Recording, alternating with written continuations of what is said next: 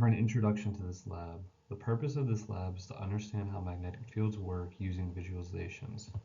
We examine the relationship between magnetic fields at different distances and use the Biot-Savart law to find the magnetic moment of our bar magnet that we used. So for an overview of what we found in this lab, the distance and magnitude of magnetic field had an inverse relationship. The magnetic moment of our magnet was found to be 5.295. The off-axis net magnetic field was found to be 8.99 e to the negative 0.5 in the experiment portion. And then the off-axis net magnetic field in the coding section was 1.9 e to the negative 5.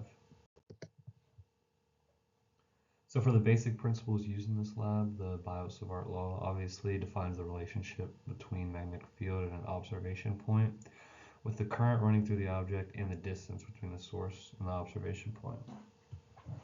So some of the formulas we used were dB is equal to mu naught over 4 pi times the current dl x r hat over r squared. The B dipole as seen there, B loop, B bar, and then to find the magnetic dipole moment we had used the mu naught over 4 pi times 1 over r cubed times 3 times mu r hat times r hat times u.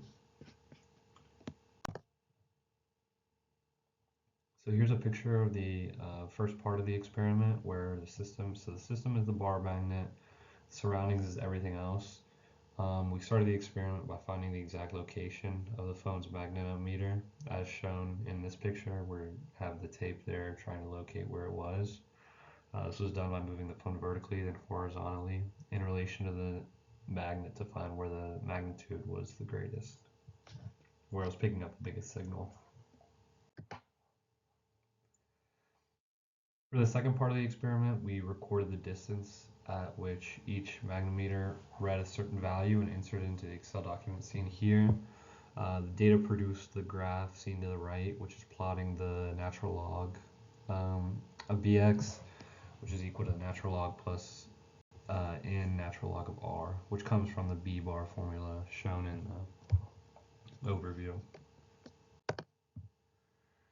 And then the last part of the experiment was to measure the off-axis field as shown. So here you can see the Bx, the By, Bz, and then the Bnet of the average with a dperp around 0.247.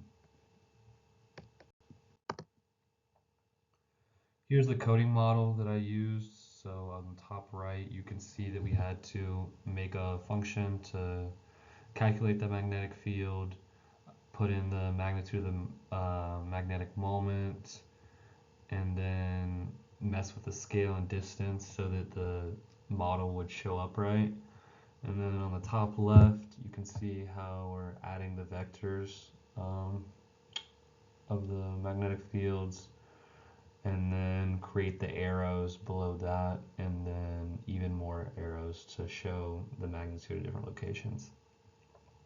And then on the bottom left, you can see the end of the code where we're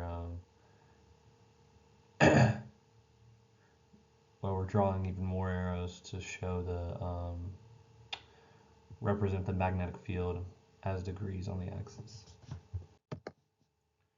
Here's the results by the coding, so you can see.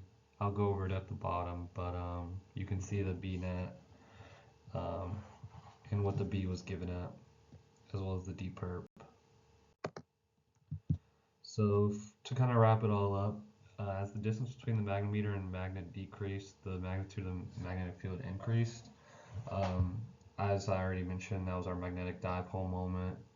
The experimental magnitude was negative 5.3 e to the negative 5, negative 3.7 e to the negative 5, and negative 3.03 e to the negative 5, which gives the Bnet of 8.99.